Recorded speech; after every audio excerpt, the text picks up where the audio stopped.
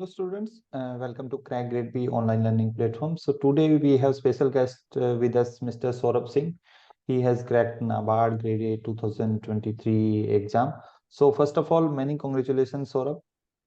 Thank you, sir. Thank you. And today he will share his journey that how he has prepared for this exam and how he prepared for the different stages of this exam. So everything he will share in detail. And I would like to introduce him. He has completed his graduation in mechanical engineering, and currently he's working with Bank of India as assistant manager. So, Saurabh, third interview था ये। Yes sir, मेरा third था। Third interview, और first interview में fail हुए, second interview में मतलब closely miss हो गए। मतलब यस सर। काफी डिफिकल्ट जर्नी होती है कि फर्स्ट स्टेज प्रिपरेशन स्टेज, फिर फेज 1 का एग्जाम क्लियर करना, फेज 2 एंड देन इंटरव्यू, और उसके बाद फाइनल रिजल्ट में मीन्स अपना नाम न पाना, रोल नंबर न पाना। एक यस सर। इमोशनल भी बहुत डिफिकल्ट होता है, इमोशनली भी, क्योंकि एक स्टूडेंट लाइफ, जैसे मैंने भी स्टूडेंट लाइफ गुजारी है, तो बहुत खराब सा लगता है। एक बार काफी डिमोटिवेट हो जाते हैं जब फाइनल लिस्ट में नाम नहीं मिलता है। तो सबसे पहला मैं ये जानना चाहूंगा कि अपने आप को डिमोटिवेशन से कैसे बचाया, मतलब अपने आप को मोटिवेट कैसे रखा। सर 21 में मेरा, मैं कहूंगा कि मैंने दिया इंटरव्यू और इंटरव्यू इतना अच्छा नहीं गया था। और तो मतलब 21 हो या चाहे 22 हो सर, मोटिवेशन मैं मतलब क्योंकि और कोई ऑप्शन नहीं था मेरे पास, क्योंकि एज एन ऑर्गेनाइजेशन आरबीआई हो या नबार्ड हो, नबार्ड में प्रेफरेंस ज्यादा थी। तो जब नहीं हुआ तो वो था, लेकिन और कोई ऑप्शन नहीं था, तो मैं शुरू ही कर दिया था। लास्ट ईयर 7 तारीख को रिजल्ट आया था, मैंने 8 से फिर से शुरू कर दिया था, चाहे वो जो भी हो, क्योंकि यही कोप अप मैकेनिज्म बन चुका था। और बैंक के बाद मतलब ऐसा कोई सोशल लाइफ नहीं थी, रूरल ब्रांच है तो ब्रांच के पास में भी, और ब्रांच से थोड़ा टाइम ही मिल जाता था, तो मतलब कोई ऑप्शन था नहीं, तो मैंने रिव्यू ही करा रखा है, और करा रखा। आरबीआई को ऑप्शन और नहीं रखा आपने? है सर, आरबीआई आरबीआई को ग्रेड बी को ऑप्शन नहीं रखा था? आरबीआई सर ऑप्शन रखा था, वहां पर मेरी थोड़ी लक नहीं साथ देती, पता नहीं मेरे साथ 3 बार से हो रहा है कि वो प्री में मतलब सेक्शनल कट ऑफ नहीं निकल पा रहा है ओके ओके। मेरा। तो और कोई कुछ आपने इस टाइम पीरियड में, जैसे फर्स्ट अटेम्प्ट में आप नहीं सिलेक्ट हो पाए, सेकंड अटेम्प्ट में, तो और एक्स्ट्रा क्या मतलब किया कि जिससे अपने आप को मोटिवेट रखा कि आप, जैसे कि आपने बताया कि लास्ट ईयर 7th को रिजल्ट आया था तो 8th से ही पढ़ाई स्टार्ट कर दी। काफी स्टूडेंट्स होते हैं एक वीक तो पिछले रिजल्ट को ही के मतलब ये समझ लो कि सदमा लग जाता है कि स्टूडेंट जो हार्ड वर्क करता है उसका रिजल्ट पॉजिटिव नहीं रहता, तो उसे उभरने में ही एक वीक या 10 डेज लग जाते हैं। तो नेक्स्ट डे ही आपने प्रिपरेशन स्टार्ट कर दी थी, इतना मोटिवेशन कहाँ से? सर एक ड्रीम जॉब का एक था कि मतलब एज एन ऑर्गेनाइजेशन बहुत अच्छा लगता है, जैसे मैंने बोला। और मेरे पास कुछ भी नहीं है मतलब करने को नौकरी में, मतलब इससे ऊपर ऑलरेडी मैं एक नौकरी में हूँ जो मतलब सस्टेन कर सकती है। तो आगे और मतलब क्या करूं, तो करूं क्या मैं, इसलिए था। तो यही था, मैं कोपा मैकेनिज्म बना लिया था मैंने इसको कि अब यही करूंगा और बात कुछ ही नहीं। करना है, कैसे कुछ भी हो जाए। सर वो एक पिंच सा होता है कि वो यस यस। पीडीएफ में नाम देखने वाला वो इसीलिए। ओके। तो सौरभ, फेज 1 की बात करेंगे हम। फेज 1 की प्रिपरेशन के क्या सोर्सेज थे? और अभी तो जैसे ईएसआई प्लस एआरडी प्लस जीए ही मेरिट सेक्शन है, बाकी क्वालिफाइंग है। तो क्वालिफाइंग सेक्शन में भी अगर हम बात करते हैं तो डिसीजन मेकिंग और कंप्यूटर, इसमें बहुत सारे स्टूडेंट कट ऑफ मिस कर जाते हैं, sectional cut off. Yes sir. इसके लिए कहाँ से प्रिपरेशन की थी, क्या स्ट्रेटजी रही थी, कितने मंथ्स का current affair? Sir current affair particularly sir, SI current affair, एक तो आपकी कोर्स की पीडीएफ से, और दूसरा मेरी एक हैबिट है सर, मैं मतलब मैंने टैब ले रखा है, तो मतलब डेली मैं न्यूज़पेपर एनालाइज खुद से एक बार करता हूँ। और सेम वही शाम को आके एक बार आधा घंटा पीआईबी का, मतलब उसमें जल्दी जल्दी कर लेते हैं, क्योंकि आप पता चल जाता है कि कौन सा इंपॉर्टेंट है कौन सा नहीं है। और उसको मतलब ऐसा नहीं कि नोट्स बनाने या कुछ करने हैं, क्योंकि नोट्स बनाने में वो बनाने के रहते हैं और कुछ नहीं हो पाता है। हम्म। तो एक फर्स्ट ग्लांस होता है न्यूज़पेपर से और पीआईबी से, उसके बाद पीडीएफ से, तो एक रिवीजन हो जाता है अच्छा सा। और वही जब एग्जाम पास में आता रहता है तो वही मल्टीपल रिवीजन होता है, तो पूरा वो बन जाता है। रही बात सर इसकी सर डिसीजन मेकिंग की, तो आपकी जो पीडीएफ है वो मोर देन इनफ थी। इस बार तो मुझे याद है बिल्कुल, शायद 10 में से 6 ऐसे तो मैंने 6 ही किए थे, और आराम से वो मिले हुए थे पीडीएफ से ही। कंप्यूटर जो है, कंप्यूटर अवेयरनेस, उसमें बहुत सारे स्टूडेंट सेक्शनल कट ऑफ में मिस कर जाते हैं, तो उसके लिए क्या सोर्स फॉलो किया था? सर कंप्यूटर की वैसे तो पीडीएफ रहती है मार्केट में, मिल जाती हैं। और दूसरा मैं कहूंगा कि बैंक में जॉब करते करते तो उसमें शॉर्टकट्स बहुत आते हैं एग्जाम में। तो शॉर्टकट्स वैसे हम डेली की प्रैक्टिस से कई सारे होते हैं, एक्सेल के हो गया, वर्ड के हो गए, तो वो शायद एक हेल्प मिल जाती है वहां से भी। Okay okay. और करंट अफेयर था इस एग्जाम के लिए, कितने मंथ का फॉलो किया था? सर 3 महीने से ज्यादा का नहीं है, क्योंकि सर वैसे भी वो 20 नंबर का, उसमें भी ईएसआई लैब्स कॉमन होता ही है। हम्म। तो 3 महीने से ज्यादा का कोई पर्पस नहीं था, क्योंकि उसका वेटेज भी इतना नहीं, आरओआई नहीं निकलता है अगर ज्यादा का करे ओके, ये जनरल अवेयरनेस सेक्शन की बात कर रहे हैं आप? तो। Okay okay. और क्वांट, रीजनिंग, इंग्लिश, इनके लिए कोई स्पेशल प्रैक्टिस, या ऑलरेडी तुम 2 बार दे चुके थे तो ऑलरेडी प्रिपेयर्ड था ये सेक्शन? सर नबार्ड के क्वांट रीजनिंग के लिए नहीं प्रैक्टिस थी, मतलब वो पहले वाला ही जो था वही उसी से होता है। Okay okay. अब हम बात करेंगे मेरिट सेक्शन की, ईएसआई, एआरडी प्लस में। जी, जीए की हम बात कर चुके हैं कि 3 मंथ्स का आपने प्रिपरेशन की थी। ईएसआई, एआरडी में, ईएसआई के लिए स्पेसिफिकली पीआईबी बहुत इंपॉर्टेंट है, प्लस गवर्नमेंट स्कीम्स। तो यस क्या सोर्स रेफर किया था, और कितने मंथ का करंट पीआईबी मतलब आपने फॉलो किया ईएसआई पेपर के लिए? सर, पीआईबी अगर मैगजीन की बात करूं तो सर 6 महीने मैंने रखा हुआ था मैगजीन में, अगर आपकी कोर्स की बात करूं। और वैसे तो डेली की हैबिट ही थी वाला पीआईबी देखना, तो वो एक कनेक्ट बनता है उससे। और उसी में स्कीम का ही अपडेशन रहता है, तो अपडेटेड स्कीम भी वो कर आती रहती है। हम्म। और और यहाँ पे ईएसआई में स्कीम्स की बात करूं तो जैसे आपकी एग्रीकल्चर वाली स्कीम की पीडीएफ है, बहुत कॉम्प्रिहेंसिव है। वो शुरुआत से लेके आप पुराने जब 1975 से जैसे विलेज डेवलपमेंट प्रोग्राम से वहां से लेके आखिरी तक है, तो उसमें तो कोई दिक्कत नहीं आती। रही बात ये, तो मैं पहले जैसे है ना रूरल डेवलपमेंट हो गई, एग्रीकल्चर हो गई, या ये तो मतलब रिपीटेड था। इस बार पता मतलब इस बार फोकस मैंने ज्यादा जैसे कुछ फ्रिंज स्कीम होती मिनिस्ट्री, जैसे सर ये सोशल जस्टिस हो गई और वो माइनॉरिटी वाली हो गई सर, जैसे मतलब इनमें ऐसा लगता है कि एग्जाम्पल पॉइंट ऑफ व्यू से देखें कि अब वो तो सबने पढ़ लिया है, मनरेगा सबने पढ़ लिया, मनरेगा में अगर पूछना है तो जैसे इस बार मैंने पूछा, तो इसलिए इनको इस बार ज्यादा फोकस किया था मैंने, जो फ्रिंज मिनिस्ट्री है, हेल्थ में हो गया या वुमेन चाइल्ड में हो गया। तो ये एक जो पार्ट पहले छूट रहा था वो कवर किया यहाँ से। और बाकी तो मेन जो हाईलाइटेड स्कीम्स होती है उनका तो रिवीजन मस्ट है ही। स्कीम्स में ना एक मेजर चैलेंज स्टूडेंट फेस करते हैं कि इतनी सारी स्कीम्स हैं, इतने सारे फैक्ट्स याद करने हैं, तो वो कैसे मैनेज किया? मतलब क्या स्ट्रेटजी है, या आप स्टूडेंट जो फ्यूचर एस्पायरेंट है उनको तुम एडवाइस करना चाहोगे? सर एक दो रिवीजन तो आपको स्टैटिक्स के लगेंगे, जैसे उनके जो ओरिजिनल्स के हैं। उसके बाद खुद से थोड़ी ब्रेनस्टॉर्मिंग करनी, जैसे पीआईबी में कनेक्ट बैठालना, पुराने से कनेक्ट में चेंज किया हुआ। जैसे एग्री में ही अभी 21-22 से काफी पुराने स्कीम्स को मॉडिफाई किया गया, तो वो हम्म। अगर आप कनेक्शन डॉट जोड़ते हैं तो उससे भी काफी लर्निंग बढ़ती है। और नई स्कीम मतलब एक नई स्कीम का जैसे पढ़ते पढ़ते सर ऐसा भी हो गया कि हंगर सी हो गया, पीआईबी में अगर स्कीम आता है तो एक इंटरेस्टिंग टॉपिक मन में डेवलप हो जाता है। तो एक मैं एक नहीं कहूंगा कि मैं कुछ अलग से कर रहा था, लेकिन अपने आप ही होता है, प्रिपरेशन मोड में आकर करते Yes, हैं yes. वो। अगर आपको मतलब अपना एम, जो गोल है उसको अचीव करना है, तो अपने हाँ आप सर, मोटिवेशन आता है, अपने आप बाहर ही मोटिवेशन नहीं कर पाता सर कुछ भी, वो अंदर से ही हो अंदर पाता से है। ही। Okay okay okay. मैं सैलरी देखूं कि पोजीशन कैसी है नबार्ड की, या क्या मैं सैटरडे छुट्टी मिल जाएगी मुझे या कुछ और हो जाएगा, वो नहीं है। वो एक एंड एग्रीकल्चर की बात करें, हम एग्रीकल्चर एंड रूरल डेवलपमेंट की, कंप्लीटली टेक्निकल है, मैकेनिकल इंजीनियर हो तुम? तो ये सब्जेक्ट कैसे मैनेज किया? सर एक्चुअली एग्रीकल्चर ही था जो इस एग्जाम की तरफ मुझे इंटरेस्ट हुआ। जब मैंने उन 2019 में नाबार्ड को पहली बार देखा था।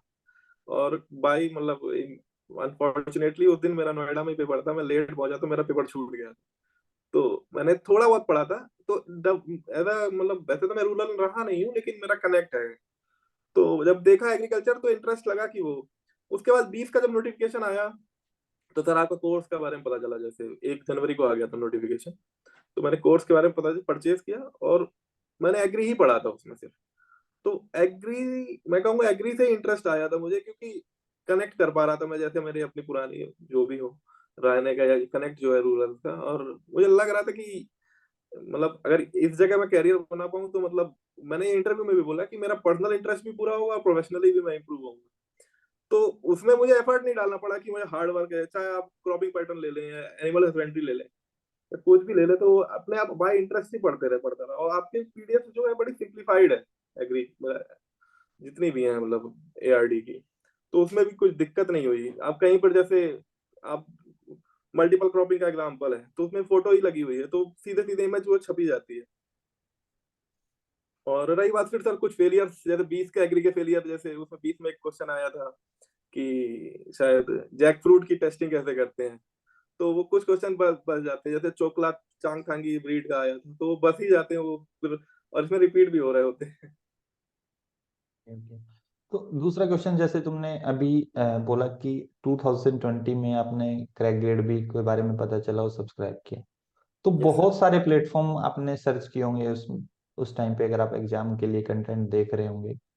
Yes sir. Crack grade B को चुना और क्या रीजन थे, या कोई दूसरे प्लेटफॉर्म को भी आपने मतलब क्रैक ग्रेड बी चुनने से पहले या इस टाइम जर्नी में हमने मतलब देखो, एक स्टूडेंट के मन में थोड़ा सा फियर ऑफ मिसिंग आउट जैसे बोलते हैं कि मैं कुछ मिस तो नहीं कर रहा हूँ, तो कोई दूसरे प्लेटफॉर्म को फॉलो किया था या क्रैक ग्रेड बी पे ही रिलाई किया? और क्रैक ग्रेड बी को 2020 में चुनने का रीजन क्या था? इतनी एग्रेसिव मार्केटिंग भी है।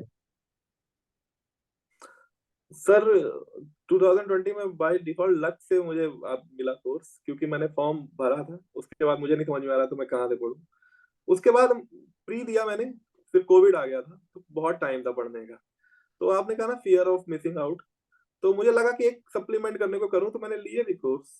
लेकिन वो सिंप्लीफाइड मैनर और वो डिटेल नहीं है मिली मुझे। ऐसे हैप हैजार्डली कोर्स मैनेज्ड है। मतलब कंटेंट, मतलब अगर आप सोचिए कि 1 महीने की अगर करंट अफेयर है, दूसरे की है नहीं। 1 महीने मतलब करंट अफेयर एक 10 वेस्टेज करंट अफेयर बहुत ज्यादा रहती थी कि जरूरी नहीं है कि आना है ना, लेकिन वो पीडीएफ को 1.5 1.5 2 2 पेज की हो जाए सर। तो वो धीरे धीरे पता ही चलता गया कि वो अपने आप ही फिल्ट्रेशन होती रहती है। तो वहीं से मतलब तभी मैंने ट्राई तो बहुत की, लेकिन फिर नहीं किया आगे। तो हम फेज 2 की बात करते हैं। डिस्क्रिप्टिव एड हो गया था, यस लास्ट सर। 2 ईयर से डिस्क्रिप्टिव आ रहा है। ठीक है, डिस्क्रिप्टिव ऐड हो गया है, प्लस में 50 मार्क्स का ऑब्जेक्टिव है, 50 मार्क्स का डिस्क्रिप्टिव है। डिस्क्रिप्टिव राइटिंग टाइप करना है आपको, अप्रोक्सीमेट 2000 वर्ड्स टाइप करने होते हैं। Yes sir. तो इसके लिए कोई प्रैक्टिस की थी? और डिस्क्रिप्टिव राइटिंग में क्वेश्चंस को आंसर लिखने का क्या तरीका रहा था? और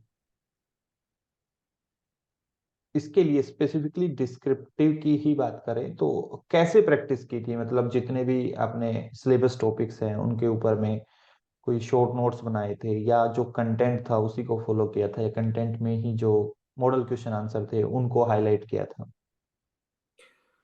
सर डिस्क्रिप्टिव के अगर टेक्निकल की बात करूं, तो मुझे ये पता था कि आईबीपीएस में सेंटर पढ़ना है।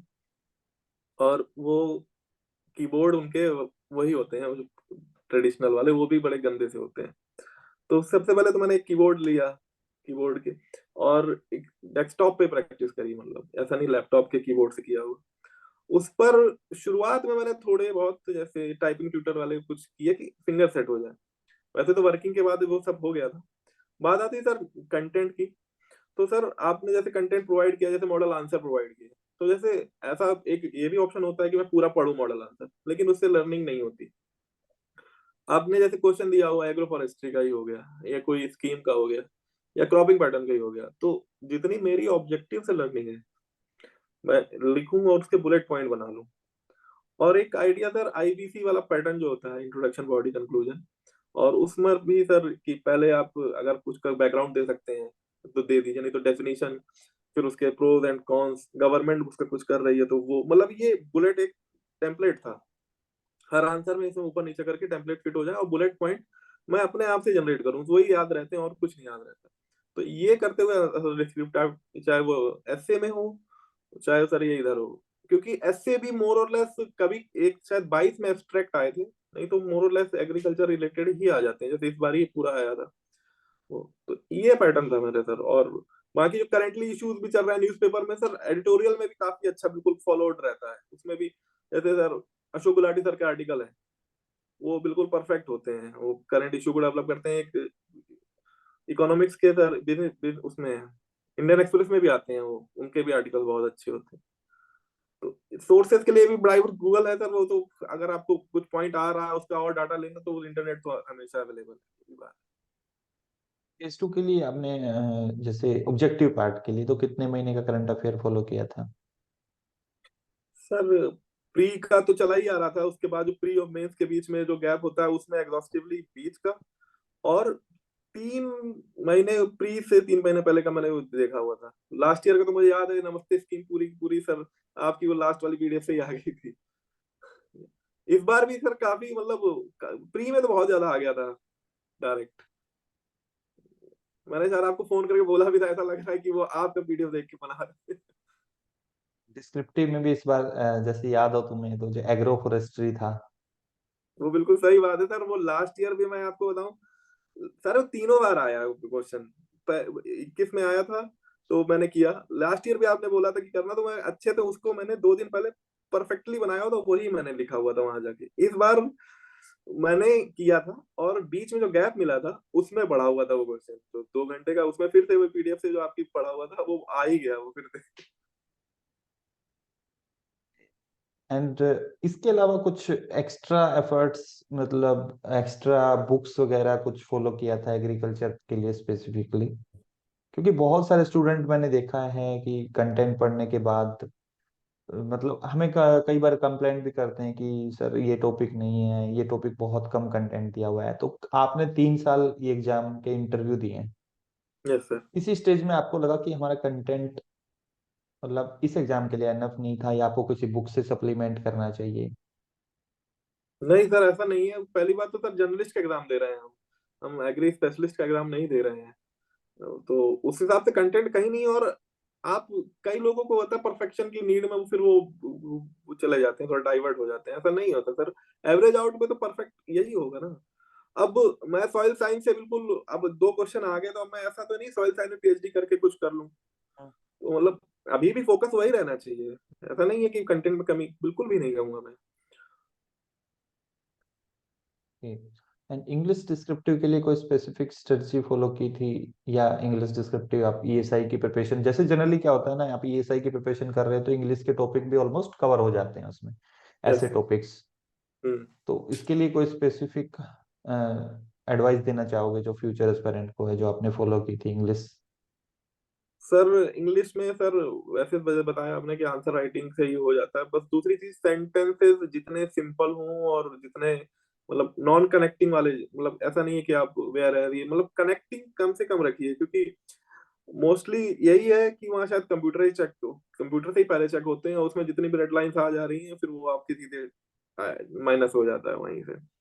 तो मेरा तो ये कहना है कि जितना मिनिमम से मिनिमम बेसिक से बेसिक इंग्लिश में लिखिए और अपना क्लियरिटी रखिए, मतलब जैसे अब टॉपिक है, टॉपिक से भटकिए नहीं। एक की एनालिसिस होती है सर कि टॉपिक है और उसके मतलब उसी में फॉलो हो, मतलब भटकना नहीं चाहिए, जो कीवर्ड्स होते हैं उसको तो उसमें रख के सिंपल रखिए और पैराग्राफ पॉइंटर्स का यूज करते हुए अच्छा आंसर लिखा जा सकता है। और सौरभ, एक चीज है कि आपने जैसे फर्स्ट इंटरव्यू दिया, सेकंड इंटरव्यू दिया, तो सेकंड इंटरव्यू में गए होगे तो उससे फर्स्ट इंटरव्यू की जो भी मिस्टेक्स हुई थी उससे सीखा होगा। फिर Yeah. अब की बार थर्ड इंटरव्यू दे रहे थे, तो इस बार आपने क्या चेंजेस किए कि जो आपने पिछले 2 बार के इंटरव्यू या 2 बार के प्रिपरेशन में जो गलतियां की थी इस बार नहीं की? सर 21 की मैं बात करूं तो मैं झूठ नहीं बोलूंगा, मैंने बहुत कैजुअली लिया था। मुझे आईबीपीएस मतलब एक मेरा जो लगा था कि आईबीपीएस का मेरा हुआ है और आराम से हो गया, तो मुझे ऐसा वही मुझे लगा था कि मैं बैंक का बता दूंगा और हो जाएगा। उसमें मेरे 31 नंबर आए थे, वैसे मेंस में मेरे 125 मार्क्स थे। लेकिन फिर भी वो मतलब शायद 36 37 नंबर होते तो हो जाता। 22 में सर डैफ की बात करूं मैं अगर फॉर्म में, तो उसमें 4 कॉलम होते हैं और हम ऐसा लगता है कि सच ही बोलें या ऐसा कुछ ना बोले जो भटक जाए। तो वो मैंने डैफ बड़ा ही, मैं खुद ही कहूंगा कोल्ड सा था मेरा, बिल्कुल ऐसा कुछ उसमें अट्रैक्टिव नहीं था, उसमें बिल्कुल जान नहीं थी ऐसा लग रहा था। तो इस बार डैफ को मैंने काफी इंटरेस्टिंग और अपनी करंट वर्क और उसके एसोसिएटेड जो नाबार्ड के कॉमन वर्क है उनको ऐसा फील किया हुआ था। जैसे सर लोगों को नहीं पता होगा और शायद एक जैसे बर्ड की साइट है, बर्ड की साइट में ऑनलाइन सर्टिफिकेशन कोर्सेज पड़े हुए हैं, पेड भी है फ्री भी है। तो मैंने तो पहले नहीं किया मेंस से पहले, मेंस के बाद अब ऑनलाइन पेड में 1000 रुपए के शायद एक है और फ्री वाले ऐसे हैं। तो दो मैंने उसमें कोर्स किए, एक था फाइनेंशियल लिटरेसी का और एक था प्रोड्यूसर ऑर्गेनाइजेशन का। तो सर्टिफिकेट आ गया और वो मुझे इससे मुझे क्या हुआ, डेफ में मुझे कीवर्ड डालने को मिल गया। तो मैं have done this on financial literacy और दिस ऑन प्रोड्यूसर ऑर्गेनाइजेशन। उसके अलावा ये सर जैसे ऐसी चीजें क्या है ना, आपको इंटरेस्ट भी शो करती है सामना जो इंटरव्यू पैनल है, कि आपने यस। जैसे बर्ड से financial literacy plus producer organization पे एफपीओ पे हाँ सर। सर्टिफिकेशन लिया, तो इससे आपका इंटरेस्ट शो हो रहा था कंप्लीटली। तो ऐसी चीजें तो रिकमेंड करूंगा मैं भी, स्टूडेंट्स अगर जो नाबार्ड के लिए डेस्परेटली प्रिपरेशन कर रहे हैं। बिल्कुल सर। मतलब मेरा तो बैंकिंग था तो मैं इसको जस्टिफाई कर सकता था। आप कोई एग्री रिलेटेड है तो वो नाबार्ड किसी और एस्पेक्ट को लेके अपने इंटरेस्ट दिखाने में कुछ भी कर सकता है। तो इसका फायदा भी मिला सर। जैसे वो इंटरव्यू में मैडम ने डैफ देखा और उन्हें शी वाज लाइक कि you have done so much on for the you have done certification on the from the bird, तो आपने खुद से किया कि बैंक ने करवाया आपकी? तो मैंने उसमें बोला नहीं ma'am, out of my own interest I have done this. तो she was like what was your learning, what is financial literacy, what is the need. तो वो मैंने जस्टिफाई किया और उसके बाद आपने कैसे इम्प्लीमेंट किया। तो मैंने उसको एक अच्छी मेरी जो पर्सनल या बैंक की लेवल की जो इम्प्लीमेंटेशन स्टोरी थी वो डिटेल में बताई हुई, तो she was very interested in it. उसके बाद मैडम ने फिर उसमें ही कनेक्ट पूछा कि आप you are already doing very well in bank, मतलब you are enjoying your banking in the rural area, so why still you want to join NABARD. तो उसमें मैंने यही बोला था सर कि मैम अभी मैं ग्रास रूट पे हूँ, बस नाबार्ड इज AIFI और यहाँ पर मैं इन सबको बहुत ही बड़े प्लेटफॉर्म पे इम्प्लीमेंट कर सकता हूँ with my current work experience. तो she was like satisfied with this, I would से।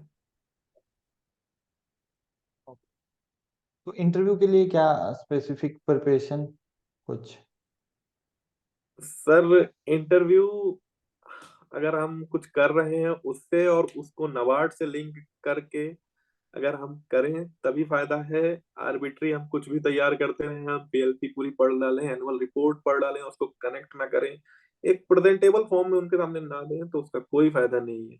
ये मैंने अपने 2 साल के एक्सपीरियंस से देखा है सर। वो आपसे सब पूछेंगे, आपको आप डेफिनेशन सुना के चले आएंगे, उसमें इंटरेस्ट डेवलप नहीं होगा तो वो एवरेज ही मार्क्स मिलने वाला है। डैफ बहुत इंपॉर्टेंट है, इवन आरबीआई का इंटरव्यू हो, सेबी का हो, नाबार्ड का हो, कोई भी इंटरव्यू हो, आपका जो बायोडेटा है जो उसमें आप अपने बारे में लिखते हैं, उसमें ऐसी चीजें होनी चाहिए जो सामने वाले को मतलब इंटरेस्ट आए आपके प्रोफाइल में। तो यस ऐसे सर। ही लिखना चाहिए, जिसमें इसका ये मैं एक, बहुत सारे एस्पिरेंट गलती कर देते हैं डैफ के अंदर। हाँ सर, मतलब ये इम्प्रूव कर ले तो काफी हद तक इंटरव्यू मतलब इतनी बड़ी टफ नट टू क्रैक नहीं रह जाएगा। मेरे एक दोस्त हैं, अभी उनका RBI हुआ है, गोरखनाथ जायसवाल नाम है। उनके साथ मैं मतलब ये वन ऑन वन डिस्कशन पे ये मतलब उनने पहले ही अप्लाई किया था ये चीज, मतलब डैफ को कॉम्प्रिहेंसिव बनाना, तो उन बहुत हेल्प करी इसने और यही रिजल्ट जो आज ये है। सौरभ, जो फ्यूचर एस्पायरेंट है उनको कोई एडवाइस देना चाहोगे? हाँ, एक क्वेश्चन और मैं मिस कर गया। Yes sir. टेलीग्राम पे सबसे ज्यादा डिस्ट्रैक्शन होता है एक स्टूडेंट के तौर पे। Yes sir. कोई कहीं से मटेरियल आ जाएगा, कोई कहीं से पीडीएफ आ गई, कोई कहीं से 1000 क्वेश्चंस की पीडीएफ आ गई, उसको पढ़ने लग जाते हैं।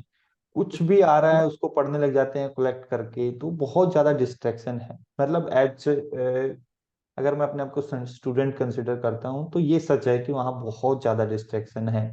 फियर ऑफ मिसिंग आउट के चक्कर में स्टूडेंट्स कलेक्ट करने लग जाते हैं डेटा। तो इससे कैसे अवॉइड किया, या क्या आपने भी ऐसी स्ट्रेटजी फॉलो की थी कि मतलब मटेरियल कलेक्ट करते रहो, उसको पढ़ते रहो, जो भी आ रहा है मटेरियल आपको मिल रहा है फ्री में? नहीं नहीं नहीं सर, ऐसा नहीं किया हुआ था। मैं तो सारे ग्रुप म्यूट पे ही रखे थे हमेशा। आप मतलब पेपर से पहले तो म्यूट पे ही रहते हैं, बाद में अगर कुछ किसी से अगर जैसे की लेनी है, कुछ करना है, तो उसके लिए कर लिया, नहीं तो कुछ भी नहीं मिलता है था। हाँ, कुछ न्यूज़पेपर के मैंने चैनल ज्वाइन कर रखे हैं, वो तो अलग चीज है, लेकिन वो ग्रुप वाली नहीं हो पाती सर। पेपर से पहले तो बिल्कुल भी नहीं। और मैं शायद सर ग्रुप में पढ़ भी नहीं पाता हूँ, मैं सोलो ही मतलब एक पढ़ पाता हूँ, तो मैंने कभी नहीं किया ये सब। फायदा नहीं लगता इसमें कुछ भी। तो फ्यूचर एस्पिरेंट को कोई एडवाइस देना चाहेंगे? सर जिनका हो गया उन मतलब उन्होंने भी मेहनत की, जिनका नहीं हुआ उनने भी मेहनत ही की थी। अब वही होता है, सही टाइम पे सही जगह पे चीजें किसी से हो गई, किसी से नहीं हुई, तो मतलब इसका ये मतलब नहीं हार्ट ब्रेक हो। लास्ट ईयर मैं भी बिल्कुल इसी स्टेज पे था और अभी नहीं हूँ। तो बस यही है कि one has to keep knocking the door until it's open. और तो कुछ ही नहीं है मतलब। अब इसमें अपनी कितनी एनर्जी पुटअप कर सकते हैं, कितना सिंप्लीफाइड करके रख सकते हैं, वही एक आपका रील है। और तो कुछ टेस्ट नहीं कर रहा है, नॉलेज तो सबके पास है और डिलीवर करने की सबके पास टेक्निक अलग अलग है, लेकिन वही बात है, सिंप्लीफाइड करके और कीप परसिस्टेंट लगे रह के, यही ऑप्शन है और कुछ नहीं है। So, thank you, Saurabh, for joining the session, and this will help the future aspirants. And I wish you good luck for your NABARD journey. Thank you sir, thank you Uh, so much. Congratulations again. Thank you sir. Thank you. Okay.